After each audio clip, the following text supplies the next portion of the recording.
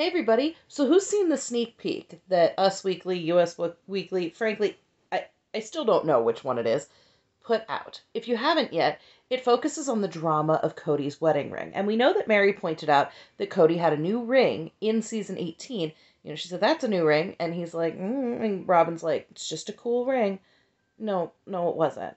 But Christine tells the story of how at some point Kody melted down his original wedding ring.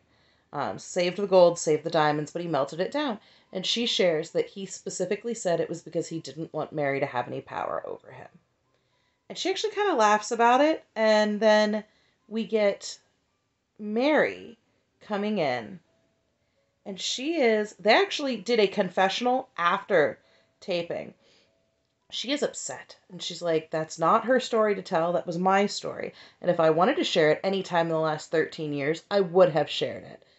And she is clearly upset.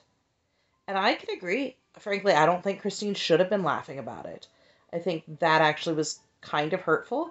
And perhaps it really wasn't her story to tell. And she even admits, it's not really my story to tell. And she tells it anyway. And so I actually can agree with Meri on that front. It probably would have been better if Christine had not shared that, or at the very least not laughed about it. And she explained that after he melted down the ring, that's when they went and got him the Claddagh ring all together. And if you'll remember, we watched that happen. We watched them go and they picked the design and they all went together and they picked it out for Kody. And so to find out that essentially they did that because he had gotten rid of his old wedding ring because he didn't want Meri to have power over him. Now, here's the deal. He did that when Robin was in the picture. So years and years and years before the catfishing, years and years and years, it just leads to Meri saying, of course, that he had done all of this previous to the catfishing.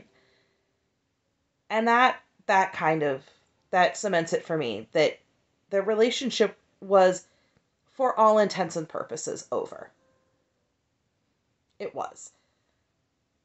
Number 2, I think that is one of the singularly most hurtful things that I can imagine, is having somebody melt down their wedding ring and then say it's because they don't want you to have power over them when you're still purporting to be married to that person.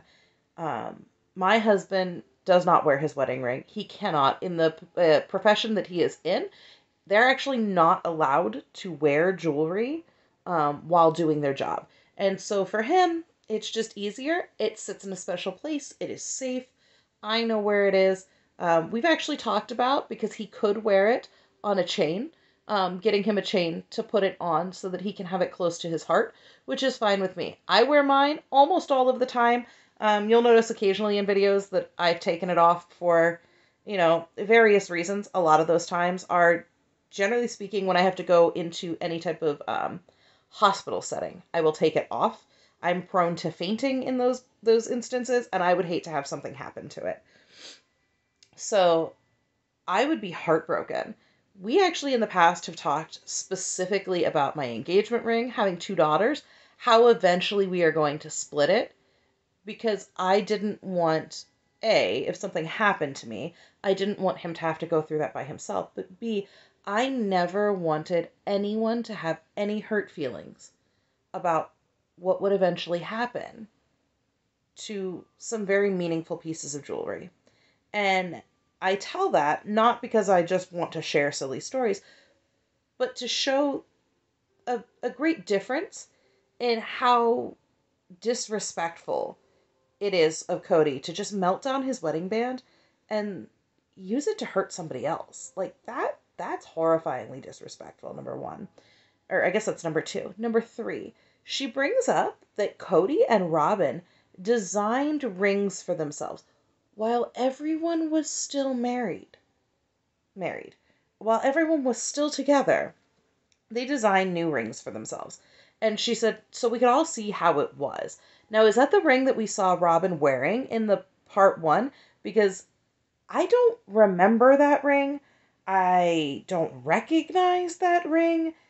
I know she's wearing the horse ring on the right hand, but she has a set that looks so very, very, very similar to the rings that Christine has from David. That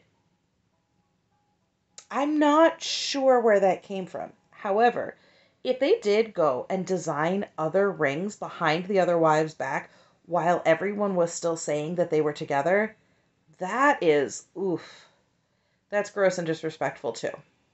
So overall, I'm really disappointed in Kody's behavior there, but I have to say I'm a touch disappointed in Christine's too.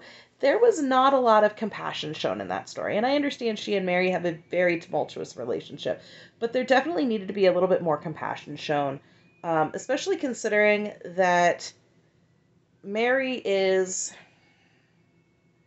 obviously in distress over the loss of her relationship, but also the loss of what she sees, I'm sure, as her autonomy to decide when and where she wants to share these things.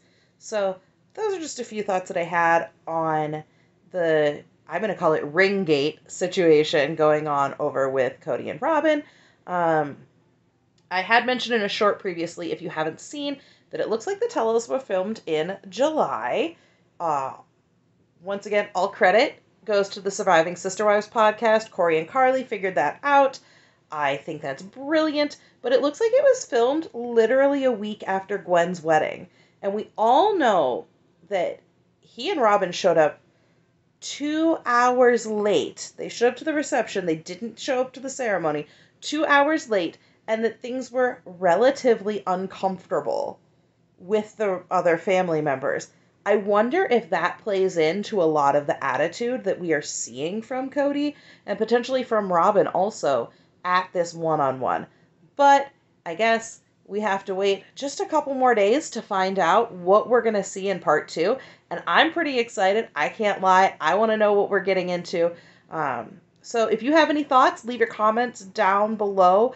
I am trying to get to my backlog of comments. I see you guys saying things, and sometimes I can't answer everything. What with all the medical stuff going on, and then thank you so much, everyone who watched my video about this condition that I have. It is a journey. I was able to get an appointment with a neurologist actually this month, which is shocking because the first doctor that they attempted couldn't see me, I think she said, until March. So to be able to get in with a different doctor in the same practice, I feel very blessed. But I also feel very blessed that you guys have shown so much support. Please be understanding as I'm trying to get to your comments. I'm trying to get to everybody. But if you have any thoughts, leave your comments down below. I will answer them as quickly as I can. And until the next time, I'll see you soon.